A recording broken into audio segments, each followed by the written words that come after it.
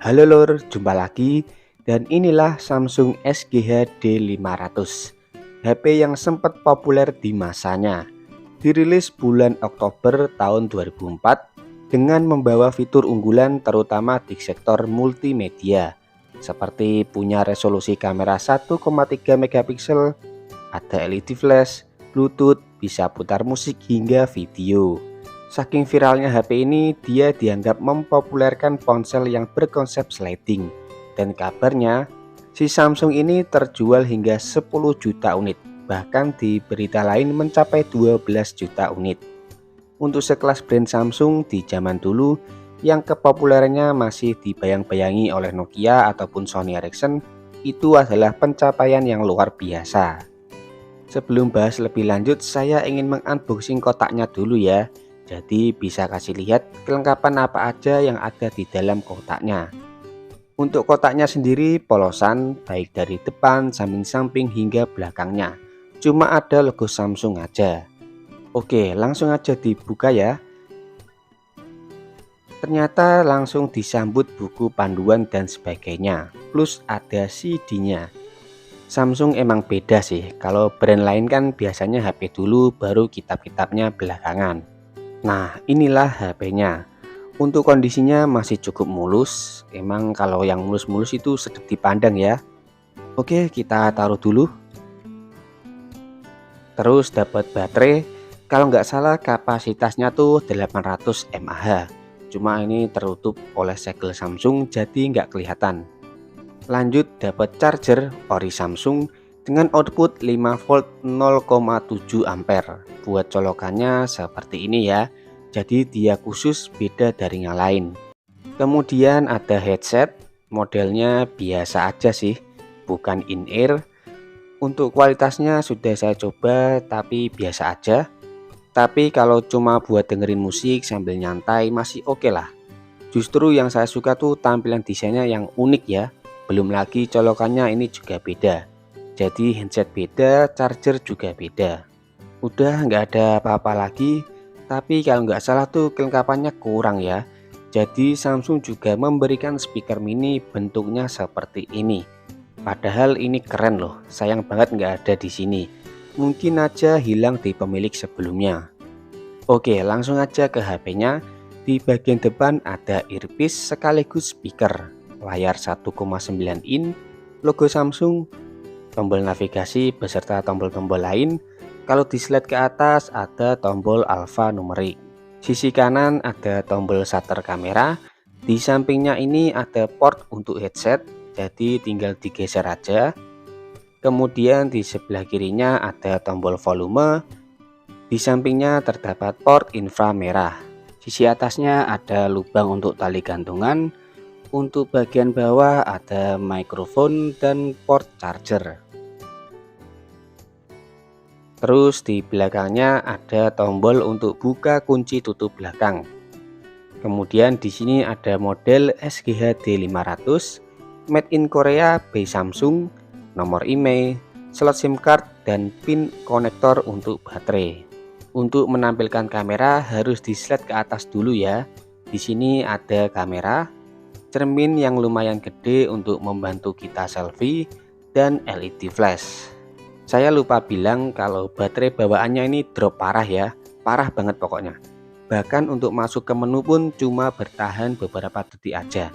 Makanya saya beli baterai lagi, ini pun stok lama dan carinya tuh bener-bener susah untuk unit ini. Ya, untungnya masih bisa kepake sih meskipun nggak awet-awet banget. Oke, langsung aja dipasang baterainya dan dinyalakan. Nah, inilah tampilan awal dari Samsung SGH D500. Wih, wallpapernya lucu ya. Seperti yang saya bilang di awal video, dan mungkin Anda juga sudah baca thumbnail di video ini, kalau HP ini tuh punya fitur yang cukup keren di masanya. Layarnya sudah berwarna, punya kamera, ada player musik, Bluetooth sampai inframerah. Fitur-fitur ini adalah hal yang mewah di masanya. Di zaman dulu punya HP ini dengan fitur seperti ini berasa mimpi ya. Tapi yang paling disorot dari HP ini adalah kameranya 1,3 megapiksel. Jika kita flashback di tahun 2004, di mana pesaingnya ada Nokia 7610 dengan 1 megapiksel, kemudian di kubu Sony Ericsson ada K700 dengan 0,3 megapiksel alias VGA. Jadi bisa dibilang si Samsung ini selangkah lebih maju ketimbang para pesaingnya, khususnya di sektor kamera ya. Untuk urusan desain saya suka tampilannya imut, lucu dan gemesin. Desain yang membulat seperti ini sudah menjadi ciri khas ponsel jadul dari Samsung. Meskipun nggak semuanya ya. Untuk materialnya full pakai plastik dengan sebagian berfinishing glossy, sebagian lagi berfinishing matte. Dan hanya ada dua varian warna, yaitu hitam dan silver. Hal lain yang menarik perhatian saya adalah UI-nya. Mungkin secara tampilan nggak secantik Nokia ataupun sekeren Sony Ericsson, tapi di Samsung ini kesannya lebih fun ya. Ditambah ada animasi di setiap aplikasinya. Rasanya antara desain dan UI-nya berasa cocok aja gitu. Desainnya lucu, gemesin plus UI-nya yang fun. Tapi pastinya ada kekurangan dari HP ini. Dia nggak memiliki slot memori tambahan. Jadi hanya mengandalkan memori internal. Itu pun dibagi-bagi. Jika kita lihat di GSM Arena, 96 MB untuk foto, video, dan lain-lain, 4 MB untuk Java, dan sisanya untuk hal lain. Jadi internal HP ini sekitar 100-an MB. Setelah saya isi lagu buat foto-foto hingga rekam video, hanya tersisa sekitar 37 MB. Samsung D500 memang sudah mendukung Java, tapi jangan disamakan dengan ponsel lain ya. Jika ponsel Nokia atau Sony Ericsson, kita tinggal download, kirim, install terus main. Di Samsung ini berbeda, ada cara khususnya. Butuh kabel data dan komputer atau laptop. Sayangnya Samsung nggak ngasih kabel data secara bawaan ya. Jadi makin ribet, ditambah ada step by step yang harus dilakukan. Berhubung saya nggak mau ribet dan untungnya HP ini sudah ada 3 game bawaannya, jadi pakai seadanya dulu lah. Ya lumayan lah ya, bisa ngisi waktu luang ketika senggang.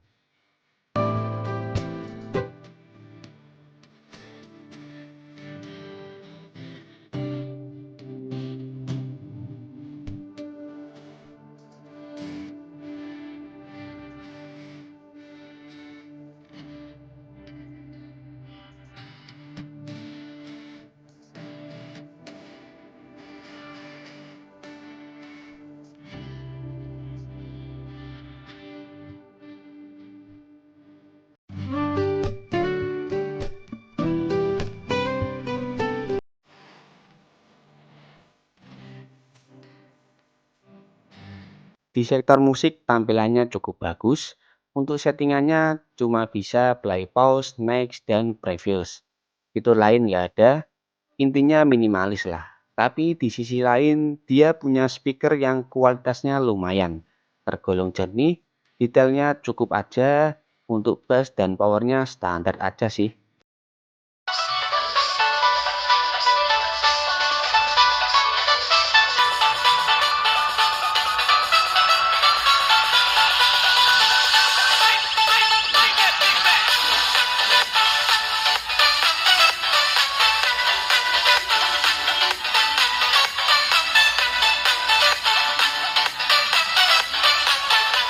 Dari sisi fotografi, seperti yang saya bilang tadi, beresolusi 1,3 megapiksel, ada LED flash, plus ditemani cermin untuk membantu kita selfie. Untuk settingannya ada beberapa. Yang pertama ada mode syuting, memiliki banyak pilihan, terus efek, bingkai, timer, ukuran gambar, hingga ISO. Untuk hasil fotonya bisa Anda lihat seperti itu adanya. Kalau di tahun 2004 punya ponsel yang bisa menghasilkan foto berwarna seperti ini udah berasa keren ya.